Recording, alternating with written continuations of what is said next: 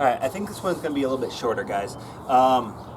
So, first I'm going to just mention in passing the box choke or Ezekiel choke.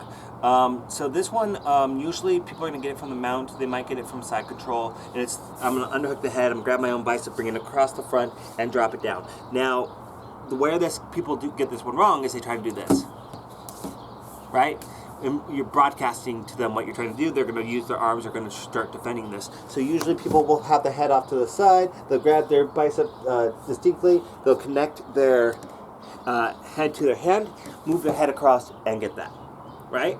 So if somebody starts to, well, if you're in mount, you're in side control, whatever, right? We talked about your first defensive position is something like this, guys. I connect. My hand is wedged between my shoulder and my jaw, right? So I've got this connection here, and this side is protected too. So if somebody starts to underhook my head on this side, and I'm in that mount position, right? They start to underhook to start getting that Ezekiel choke. I'm gonna be here, guys. This hand is right here, because what's gonna happen? If his head's here, he's gonna pass over, he's gonna put that arm over the top here. This is gonna block it. That's what this job here is for, right? I'm here, and he's not going to be able to set it up, let alone finish it.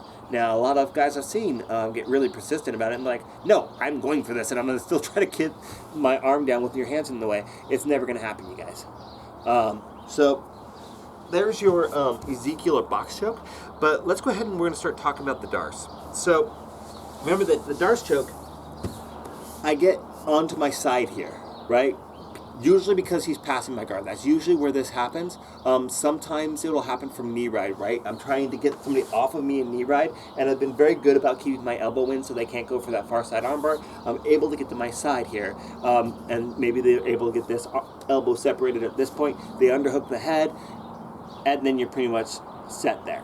So once I start getting into the threat of the Darce choke here, guys, the first thing is that him getting this hand under this arm and grabbing onto the back of my neck, right? That's going to be the start of his Darce choke. Now, if I can block him from locking up the other hand, bringing it to the back, then I'm probably going to be in a relatively good position to start defending this. Now, usually, as somebody's trying to feed out, if my arm is extended or in any way disconnected, before they get to the back of my neck, I'm going to pinch down on that arm, right? And I'm getting really, really tight here, and then I'm going to start getting close to him, and I'm going to start rolling away, right? But it actually is relatively important. Like some people, if somebody's really, really rooted way out there, and I've got that arm pinched here, people try to, and I'm not close enough to their center of gravity to be able to unroot them and roll them over. So I need to get under and roll in order to start to break down that Darce choke, or rather sweep him so that I can come up to the top. So that's going to be kind of one of your first things, is catching this arm. Now, if he's already starting to get around the back of my head, the second defense that I would prefer is to underhook his arm, right? So I'm getting up into his lat here, because now he can't pressure my shoulder into my neck. That is like 50% of the choke, maybe more, guys. Again, you know, this underarm, it is important, and we're always looking for the angle because we want to get even pressure on both sides of the neck. But really, if somebody has a good down and in pressure on this top one, you're going to start to fade, even if they don't have really great control down here. So if I can prevent that by underhooking here, then he's not going to be able to get the depth if he's still hooking for the back of my neck, but he's also going to not going to be able to finish this. Now, we already talked about what you do when somebody's got that underhook, right? You step over and you do that weird funky shoulder lock thing. So you've got an attack there that you have to be concerned about, right? So what's one way that you're going to defend that, right? Is you might spin out underneath him or whatever, just something so that he can't really establish that submission. So just bear in mind that submission follows that defense. Now, the other thing is that he needs to be able to pressure down and then slightly in to finish that Darce choke, right? So, I got here, right? I get this figure 4 position, and then I belly out, and I'm dropping my weight straight down, and then I just barely draw in, look up, and lift my elbow up, right? To get onto that artery on that bottom side, pressuring in. You can kind of go this way and do it. I feel like this actually doesn't do as much to drive the shoulder in, but you can potentially do it, right? So if I can, that is mud. Sheila dragged mud on the mats.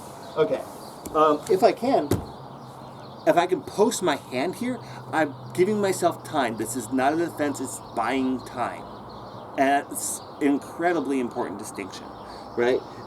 Because, again, he's got a free arm. If he's just hooking the back of my head, I'm not going anywhere. He can straighten this out, put it between his legs, and then finish, right? So this is not a end-all defense here, right? So I can be in a position like this, right? When I'm turning in, and I could be preventing these paths with this bottom hand, right? So I'm protecting my neck in all these positions so that he can't get that underhook. And that's going to prevent him from being able to establish this Darce choke.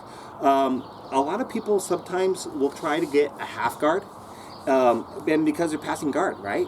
They're underhooking the head, they may not actually get that full underhook escape, and you might, right? And I might be able to pinch and hold onto that leg, guys. This doesn't work. You can still finish a Darce choke from the half guard. So is it harder? Yes, but is it really that legitimate a defense? I wouldn't say so, right? So I wouldn't be so worried about him whether or not he can come all the way around, right? Because all he has to do is bring you closer, right? And he'll still be able to finish that. So, you know, that's going to be, in my opinion, like the ways that you're going to start to defend this Darce choke. You could flatten back out, right? If he starts to underhook this arm, and you can prevent that path, you can flatten back out, and that would potentially stop him. It depends on how far in. Like if he's deep enough in and he's blocking your elbow with his body, you're not going to be able to flatten back out particularly easy. But you know, even when some people are setting up the Darce, people will start to flatten out and get both shoulders on the ground, and even like a few degrees back is going to be harder for me to finish. But here's the caveat to that, is that I've got this extra arm free. I can pull you, right? I can pull you by the arm and jerk you onto your side and then really establish that. And if I can get you past 90, just a little bit, if I can get you past 90, just a little bit, 10 degrees maybe, it's going to be so hard for you to flatten back out because you have to go through that 90 position. And this is going to be relatively true from any submission position. So choose, right? How you want to start to defend that. I don't know why I said the word choose there, and I felt the need to follow it up. I'm being adorable right now, I hope. So that's kind of my 2 cents on kind of the Darce choke for right now. I'm sure as time goes on, I might have other insights for you, but yeah, basically just be careful about how you're framing. Be alert that when you are on your side and if your arms are extended out, even a hair, they can get that underhook and they can start working for that Darce. And so first thing I'm going to do, I'm going to clamp down on that arm before it reaches my neck if I can, right?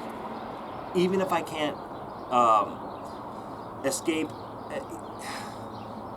he can't really set up the Darce if he can't lace through. If he's good, he's gonna switch to the anaconda at that moment, right? But you know, there's defenses that you can do from there too. So break down that first line of defense, prevent him from getting connection, unroot him from the floor if you can. Don't allow him to establish pressure. The basics that we've been going on this whole time all apply to defending the Darce choke. All right, let's move on.